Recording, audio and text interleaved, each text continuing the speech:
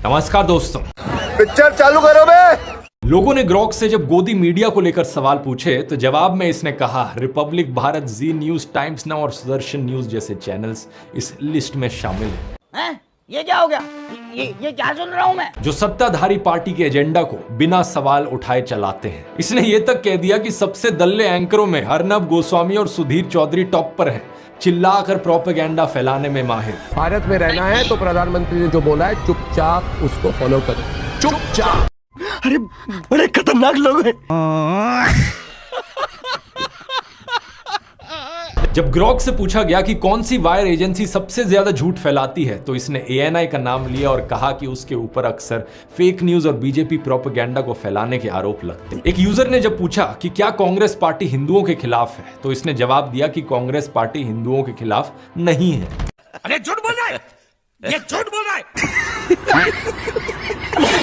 एक और जवाब में इसने बताया कि कांग्रेस ना ही प्रो मुस्लिम है और ना ही एंटी हिंदू, ये एक सेक्युलर पार्टी है जो भारत के संविधान के हिसाब से सभी भारतीयों को बराबर रिप्रेजेंट करने की कोशिश करती है। बात तो सही है। ऐसा ही एक सवाल किसी ने ग्रॉक से पूछा सोनिया गांधी के बार डांसर होने के बारे में तो जवाब आता है कि ना तो कभी सोनिया गांधी ने डांस किया, ना ही कभी वो बार डांसर थी। उन्होंने एक रेस्टोरेंट में जरूर काम किया था लेकिन डांस का कोई सबूत नहीं है। अफवाहें फैलाने से बचे, सच ढूंढे। अब जाहिर सी बात है ऐसे जवाबों को सुनकर कुछ लोगों को शक होगा कि सही में तो यहाँ कांग्रेस का हाथ नहीं है। ऐसे जवाब जो हमेशा बीजेपी के खिलाफ हो, ऐसा कैसे हो सकता है?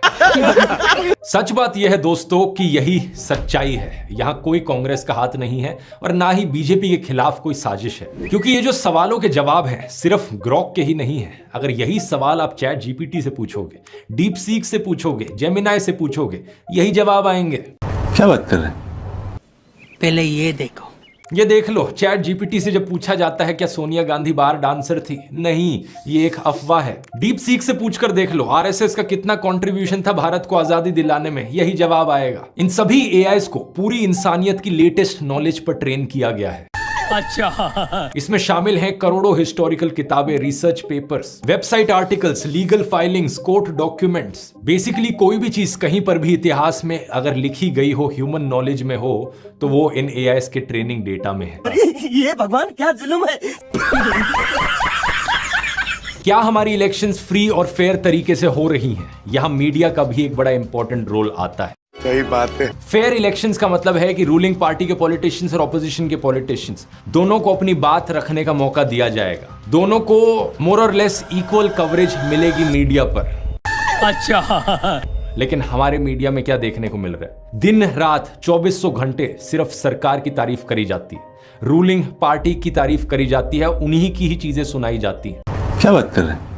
अभी पता चलेगा। देश की हर माँ ये चाहती है कि उसका बेटा प्रधानमंत्री मोदी जैसा बने और हर बेटा भी खुद को नरेंद्र मोदी से जोड़कर देखना चाहता है। मोदी जी के पास हर चीज का सॉल्यूशन है। ये मोदी जैसा कोई नहीं। मोदी ने न्यू इंडिया बनाया है। कौन है ये लोग? कहां से आते हैं? गलती से। एक समय हुआ करता था देश में जब दूरदर्शन पर रूलिंग पार्टी और ऑपोजिशन पार्टी के पॉलिटिशियंस इलेक्शन की डिबेट करते थे न्यूज चैनल पर साथ में बैठकर। दोनों को अपनी बात रखने का अधिकार था। बात तो सही है। क्या आज के दिन दूरदर्शन ऐसा कर सकता है? आज तो बीजेपी स्पोक्स पर्सन को बोलने की भी जरूरत नहीं पड़ती क्योंकि टीवी एंकर्स खुद बीजेपी स्पोक्स पर्सन बने बैठे हैं। जनता के बिहाफ पर सरकार से सवाल करने की जगह वो सरकार को ही डिफेंड करते हैं और इतना डिफेंड करते हैं कि वो बढ़ती बेरोजगारी के लिए युवाओं को जिम्मेदार ठहराना भी शुरू कर देंगे। और अगर आपने इलेक्शंस में किसी ऑपोजिशन पार्टी को जिता दिया तो जनता को ही गालियां देना शुरू कर देंगे। क्या? पहले ये देखो। और जनता ने राष्ट्रीय मुद्दों और बीजेपी को नकार दिया। जब हम वोट डालेंगे तो वोट इस चीज पर डालेंगे कि मुफ्त में कौन कौन सी चीज कहां पर लगी हुई है। एनडीटीवी आखिरी टीवी चैनल था जो हिम्मत करता था सरकार से सवाल करने की। अल्टीमेटली उसे भी प्रधानमंत्री मोदी के दोस्त गौतम अडानी ने खरीद लिया। समझ रहे हो? समझ रहे हो आप? आज के दिन टीवी न्यूज का पूरी तरीके से अंतिम संस्कार हो चुका है देश में। सरकार जनता के पैसे से एडवर्टाइजमेंट के नाम पर इन टीवी चैनल्स को बहुत सारा पैसा देती है और ये टीवी चैनल्स जनता की ही आवाज को दबाने का काम करते हैं। इसका कारण नरेंद्र मोदी है। सही पकड़े हैं। अगर असली खबरें आप तक पहुंचे ही ना तो क्या आप फ्री और फेयर तरीके से डिसाइड कर पाओगे किसे वोट देना है? 77 दिन तक मणिपुर जलता रहा, टीवी चैनल्स पर कोई स्पेशल रिपोर्ट नहीं की गई। शर्म करो शर्म। कोई मीडिया आउटलेट इनसे सवाल करेगा तो रेड हो जाएगी। एनडीटीवी के बिकने से पहले उस पर सीबीआई रेड हुई थी, न्यूज लॉन्ड्री पर इनकम टैक्स सर्वे हुआ, बीबीसी इंडिया पर रेड हुई, द वायर पर रेड हुई। और दूसरी तरफ गोदी मीडिया है जो इनकी तारीफ करेगा, अपने चैनल पर रोज मोदी मोदी मोदी का गाना गाता रहेगा, उन्हें सरकारी विज्ञापन मिलेंगे, उनके साथ मोदी जाकर इंटरव्यू करेंगे। और अभी तो रुको, क्लाइमैक्स अभी बाकी। एनडीटीवी इतने सालों से एक बड़ा न्यूज चैनल रहा था, लेकिन आज तक नरेंद्र मोदी की हिम्मत नहीं हुई थी एनडीटीवी को इंटरव्यू देने की। लेकिन अब जब अडानी ने एनडीटीवी को खरीद लिया है, अब एनडीटीवी को इंटरव्यू दे रहे हैं। कंपनियों का भी यही हाल है देश में दोस्तों। कोई कंपनी चंदा देगी तो उसे धंधा मिल जाएगा, चाहे नकली दवाइयां पास करानी हो। एक बार पुल गिरने के बावजूद भी दोबारा कॉन्ट्रैक्ट मिल जाएगा। इनकम टैक्स की रेड से मिले हुए नोटिस वापस हो जाएंगे। बाप रे, ये तो धोती खोल रहा है। अडानी तो पुराने साथी हैं, उन्हें एयरपोर्ट से लेकर कोयला सब मिला। हिटलर के लिए अपने समय में लेनी राइफेनस्टाल जैसे प्रोपेगेंडा फिल्म मेकर थे। आज विवेक अग्निहोत्री और सुदीप्तो सेन जैसे गोदी फिल्म मेकर हैं जो दुनिया भर का झूठा प्रोपेगेंडा बनाते हैं। बात तो सही है। और बदले में नरेंद्र मोदी इनकी फ्री पब्लिसिटी करते हैं, नेशनल अवार्ड तक दे देते हैं। देश की हर ऑर्गेनाइजेशन, संस्था, विभाग में यही कीचड़ फैला रखा है। बीसीसीआई को देख लो, जुम करो। बीसीसीआई का हेड किसे बना रखा है? अमित शाह के बेटे जय शाह को। बताओ जरा क्या क्वालिफिकेशन है जय शाह की? क्रिकेट खेलना आता है उन्हें?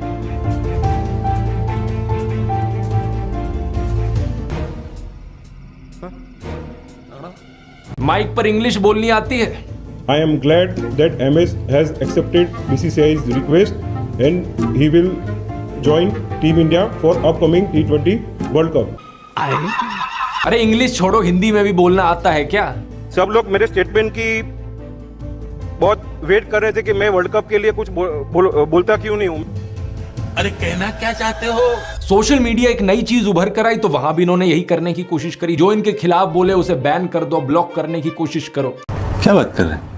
बोलता हिंदुस्तान यूट्यूब चैनल, उसे बंद कराया गया था। अभी फरवरी में 177 ट्विटर अकाउंट्स को विदहोल्ड कराया गया। किसानों का जो ट्विटर हैंडल था किसान एकता मोर्चा, वो बंद करवा दिया गया। जो भी इनकी आलोचना करे या तो उसे बंद करवा दो या फिर इनका आईटी सेल गंदी गालियां देगा, बुली करने की कोशिश करेगा। अरे साला, तो अलगे फ्रॉड चल रहा है। लेकिन दूसरी तरफ जो लोग इनके खास हैं उन्हें स्टेज पर बुलाओ, नरेंद्र मोदी उनके साथ हाथ मिलाएंगे। इसके लिए नेशनल क्रिएटर्स अवार्ड बनाए गए। कुछ विनर्स जेन्युइन थे क्योंकि थोड़ी बहुत क्रेडिबिलिटी भी बनानी पड़ती है। लेकिन कई सारे मोदी की चरण वंदना करने वाले गोदी यूट्यूबर्स को यह अवार्ड दिया गया कि 8% एनर्जी से अगर हम बात कर पाए तो फिर हम उस मैसेज को थैंक यू सर।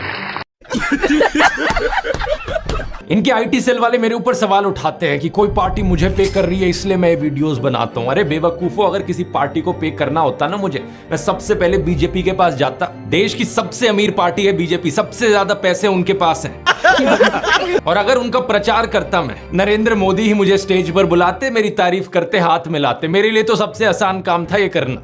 सही बात है। लेकिन क्या आप इस बात को जानते हैं दोस्तों, व्हाट्सएप और गोदी मीडिया पर फैलाए गए झूठ आपको बहकाते हैं। ये विश्वास दिलाते हैं कि भारत 2014 के बाद विश्व गुरु बना है। क्या बात कर रहे हैं?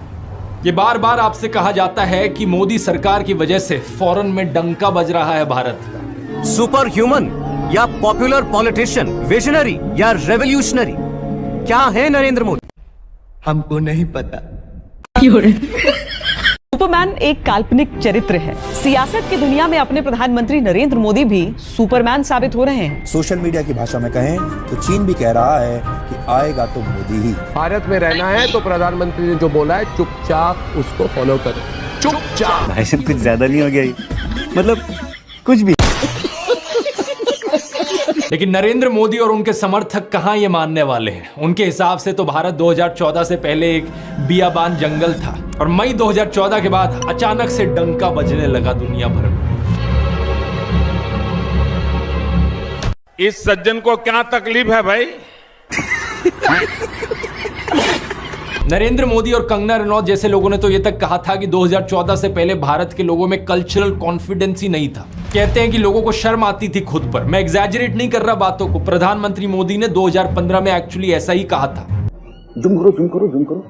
एक समय था जब लोग यार पता नहीं पिछले जन्म में क्या पाप किया था, हिंदुस्तान में पैदा हुए थे। ये कोई देश है, ये कोई सरकार है, ये कोई लोग है। मतलब अगर खुद भारत के इतिहास के बारे में नहीं जानते तो मत बोलो कुछ। इस तरीके से देश के नाम को बदनाम करने की क्या जरूरत पड़ी। सच्चाई आज के दिन यह है दोस्तों कि 2022 में इंडियन सिटीजनशिप छोड़ने वाले लोगों की संख्या ने सारे रिकॉर्ड्स तोड़ दिए हैं। शर्म आनी चाहिए आपको। केवल एक साल में 2,25,000 से ज्यादा लोगों ने भारतीय नागरिकता छोड़ी। नवंबर 2023 में US customs and border protection data के हिसाब से पता चला कि केवल एक साल में करीबन 97,000 भारतीय लोग पकड़े गए अमेरिका में गैर कानूनी ढंग से एंटर करने की कोशिश करते हुए। इसका कारण नरेंद्र मोदी है। डंकी का रास्ता अपनाने की कोशिश कर रहे थे और ये कहते हैं कि डंका बज रहा है दुनिया में भारत का। असलियत में दोस्तों ये डंका सिर्फ व्हाट्सएप और गोदी मीडिया के चैनलों पर बज रहा है। फेक तस्वीरें फैलाई जाती हैं। ये देखो, न्यूयॉर्क टाइम्स ने नरेंद्र मोदी का फोटो फ्रंट पेज पर छापा है और उन्हें दुनिया की आखिरी उम्मीद कहा है।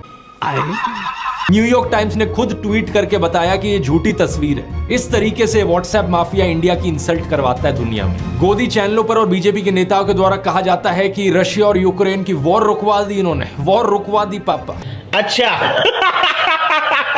जबकि असलियत में ऐसा कुछ नहीं हुआ था। Extrapolating that to say that somebody is holding a bombing or that this is somewhere we are coordinating that, I think is absolutely inaccurate. Actually में कैसा डंका बज रहा है ये आप खुद देख सकते हैं।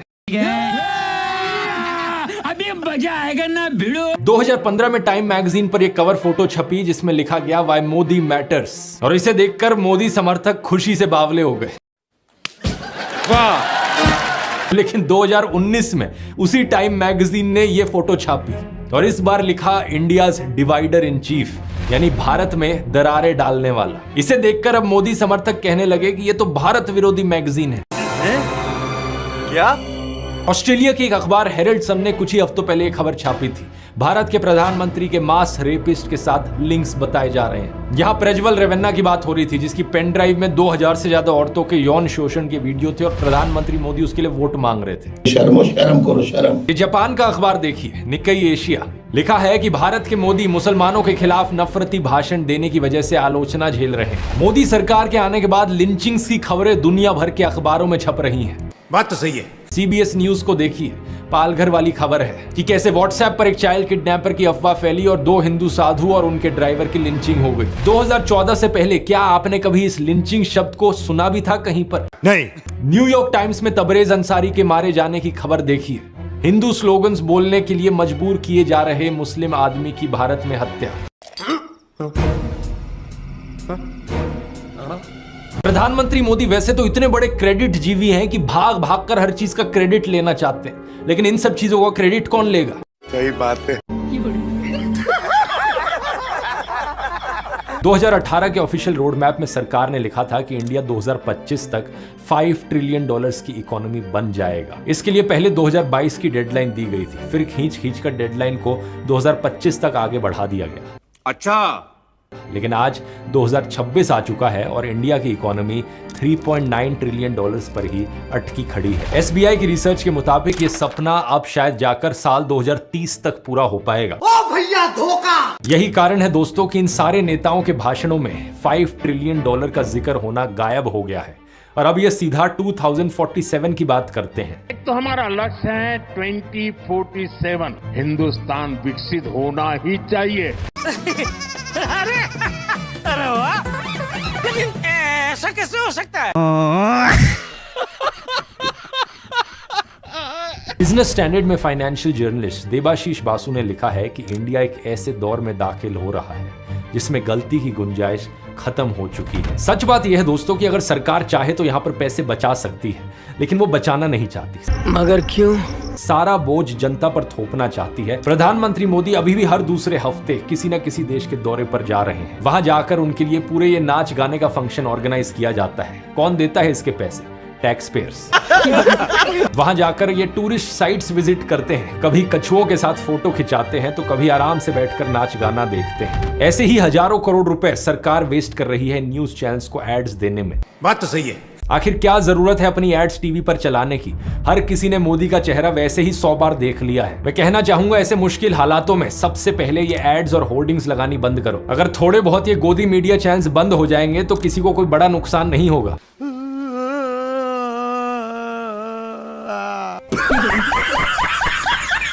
आपने बयान जरूर कहीं ना कहीं देखा या सुना होगा कि भारत को आजादी 99 साल की लीज पर मिली है। वही मैं बता रही हूँ कि ये भी 99 साल की लीज पर ले पाए थे आप। अगर आप में इतनी कुब्बत थी तो पूरी आजादी लेते ना। उस टाइम क्यों आपने लीज पर ले ली? 99 साल की लीज पे? हाँ, ये जो आजादी हुई है ये 99 साल की लीज पर है। भारत कम्प्लीटली आजाद नहीं है। कौन है? कहाँ से आते हैं? ये बीजेपी युवा मोर्चा की पॉलिटिशियन है। क्या लगता है आपको ये बात इन्हें कहां से पता चली? ऑब्वियसली व्हाट्सएप से। अफसोस की बात यह है कि व्हाट्सएप यूनिवर्सिटी एक बहुत बहुत गहरी सुरंग है और ज्यादातर टाइम जो मैसेजेस यहां फैलाए जाते हैं वो ना सिर्फ झूठे होते हैं बल्कि इससे 10 गुना ज्यादा खतरनाक भी होते हैं। एक पूरा ऑर्गेनाइज्ड माफिया है, एक सिस्टम है जो पीछे से चलाया जा रहा है लोगों को ब्रेन वॉश करने के लिए। एग्जैक्टली ये कैसे किया जाता है इसकी आगे बात करते हैं, लेकिन इससे पहले ये समझते हैं कि गोदी मीडिया के कंपैरिजन में व्हाट्सएप 10 गुना ज्यादा खतरनाक क्यों है। जुम करो। इसके पीछे एक सिंपल सा कारण है। गोदी मीडिया एंकर्स को डर रहता है पुलिस केसेस और एफआईआर्स का। इस न्यूज 18 के एंकर अमन चोपड़ा को ही देख लीजिए। ये अव्वल दर्जे का बेशर्म इंसान है। वैसे तो इसका नाम अमन है जिसका मतलब शांति होता है, लेकिन इसको अशांति फैलाने के लिए एनबीडीएसए के जाने कितने नोटिस मिल चुके हैं, फाइन भी लग चुके हैं इस पर। अपने सेठ मुकेश अंबानी का नाम ये मिट्टी में मिला रहा है, लेकिन व्हाट्सएप यूनिवर्सिटी के मुकाबले में ये पीछे क्यों रह जाता है? क्योंकि एफआईआर का डर होता है। बात तो सही है। राजस्थान में हो रही मंदिर की डिमोलिशन को लेकर अमन चोपड़ा ने फेक न्यूज फैलाई थी। अपने प्रोग्राम में इसने कहा कि कैसे मस्जिद के गेट को जब बुलडोजर ने तोड़ा जहांगीरपुरी में, तो राजस्थान में उस वक्त की कांग्रेस सरकार ने बदला लिया राजस्थान में एक मंदिर को तोड़कर। क्या? यही झूठी खबर बीजेपी राजस्थान ने भी फैलाई थी। कई मीडिया ऑर्गेनाइजेशंस ने इस बात को फैक्ट चेक किया था और इसे झूठा साबित कर दिया था, जैसे कि क्विंट ने। असलियत में इस मंदिर को पहले तोड़ा गया था और जब ये हुआ था तब म्यूनिसिपैलिटी में बीजेपी के मेंबर्स थे। और अभी तो रुको, क्लाइमैक्स अभी बाकी। जब ये बात सामने आई तो बीजेपी राजस्थान ने तो अपना ट्वीट डिलीट कर दिया, लेकिन अमन चोपड़ा के खिलाफ 3 एफआईआर फाइल करी गई। धर्म के नाम पर लोगों को भड़काने के लिए, कम्युनल हार्मनी डिस्टर्ब करने के लिए। ये भगवान क्या जुल्म है। राजस्थान की पुलिस अमन चोपड़ा को अरेस्ट करने भी आई थी, लेकिन फिर यूपी की पुलिस ने इंटरवीन कर लिया और अमन चोपड़ा किसी तरीके से बचकर निकल गया। अच्छा। अर्नब गोस्वामी का भी यही हाल है। आपने खबर सुनी होगी महाराष्ट्र के पालघर में कि कैसे 2 साधुओं और उनके एक साथी की लिंचिंग हो गई थी। इसके पीछे कारण था सोशल मीडिया पर फैली अफवाह कि वो चाइल्ड किडनैपर थे। अरे साला। इसके चलते पुलिस ने 101 लोगों को अरेस्ट भी कर लिया था, लेकिन इसके एकदम बाद व्हाट्सएप यूनिवर्सिटी पर एक झूठा मैसेज फैलाया जाता है। यह कहा जाता है कि इन साधुओं को तो एक्चुअली में मुस्लिम्स ने मारा। मैंने ऐसा कब कहा था? उस वक्त के होम मिनिस्टर अनिल देशमुख ने यह बात क्लैरिफाई भी करी थी कि 101 लोगों को जिनको अरेस्ट किया गया उनमें से एक भी मुस्लिम नहीं था। लेकिन इस झूठ को रिपब्लिक टीवी के एंकर अर्नब गोस्वामी ने बेशर्मी से अपने चैनल पर फैलाया। Of the killing of 2 Hindu sadhus wearing saffron clothes easily identifiable, she insists this is not communal at all. Does it make any sense to you? नतीजा ये हुआ कि अर्नब के खिलाफ एक एफआईआर दर्ज करी गई।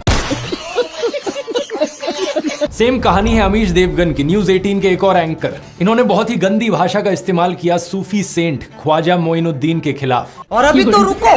बाद में एक अपॉलॉजी भी ट्वीट करी थी, ये कहते हुए कि एक्चुअली में अलाउद्दीन खिलजी की बात करना चाह रहे थे, लेकिन बाय मिस्टेक इनके मुंह से ख्वाजा मोइनुद्दीन निकल गया। अच्छा। लेकिन इस चीज को लेकर इनके खिलाफ एक एफआईआर दर्ज करी गई और सुप्रीम कोर्ट ने यह भी कहा कि इन्हें ट्रायल फेस करना होगा। एक और एग्जाम्पल देखो, सुधीर चौधरी जब ये जी न्यूज पर काम करते थे, एक बड़ा ही नॉनसेंस फ्लो चार्ट व्हाट्सएप पर वायरल हो रहा था, जिसमें एक झूठी थ्योरी दिखाई जा रही थी कि कैसे अलग अलग तरीके के जिहाद होते हैं। हार्ड जिहाद, सॉफ्ट जिहाद, कट्टर जिहाद, वैचारिक जिहाद है, इकोनॉमिक जिहाद, आर्थिक जिहाद, हिस्ट्री जिहाद, मीडिया जिहाद। सुधीर ने बड़ी बेशर्मी से इस व्हाट्सएप यूनिवर्सिटी के झूठ को अपने टीवी प्रोग्राम पर दिखाने की कोशिश करी, लेकिन नतीजा इनके खिलाफ एक एफआईआर दर्ज हो जाती है इसको लेकर। तो गोदी मीडिया के एंकर्स अपनी तरफ से कोशिश पूरी करते हैं झूठी खबरें फैलाने की, समाज में नफरत का जहर घोलने की, रुपए के गिरने के फायदे बताते हैं, महंगाई पर सरकार को डिफेंड करते हैं। क्या? रुपए के गिरने के अगर नुकसान है तो कुछ फायदे भी हैं। युवाओं को बेरोजगारी के लिए जिम्मेदार ठहराते हैं, आम जनता को मुफ्तखोर बताते हैं, किसानों को खालिस्तानी बताते हैं। लेकिन इन सब के बाद भी ये व्हाट्सएप यूनिवर्सिटी का मुकाबला नहीं कर पाते, क्योंकि फैक्ट चेक और FIR का डर लगा रहता है। क्या बात है सर, क्या बात है सर, क्या बात, ये बात है।